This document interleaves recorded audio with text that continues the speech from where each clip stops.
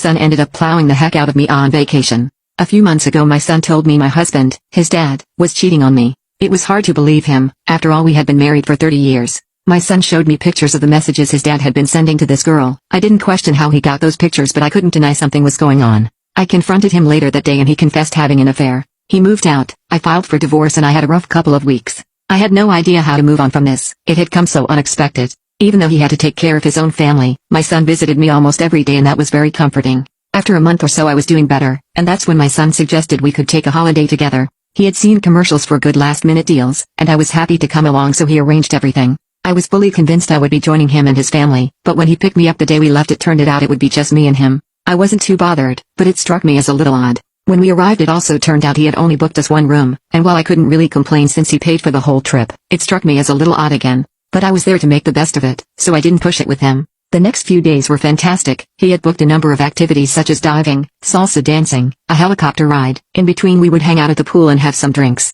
I made sure to let him know how much fun I had and how much I appreciated this. He simply hugged me and said he wanted to see me happy. One night the hotel did a salsa night, and part of that was a small competition between the guests. Since we had taken the lessons the days before, I said we had to compete, so we did. Now my son isn't the greatest dancer, neither am I, but he's great at entertaining people. So by overacting all his moves, he managed to win over the crowd and we finished second. I was laughing more than I was dancing. It was so funny. After the competition we continued to dance for hours, and I probably had a bit too much to drink. We held hands as we walked back to our room, and after we changed we got into bed. Normally we would just be on our own side of the bed, wish each other good night and go to sleep. That night he rolled over to my side and hugged me from behind and started to smirk. I didn't expect what he was going to say. Press share and more for part 2.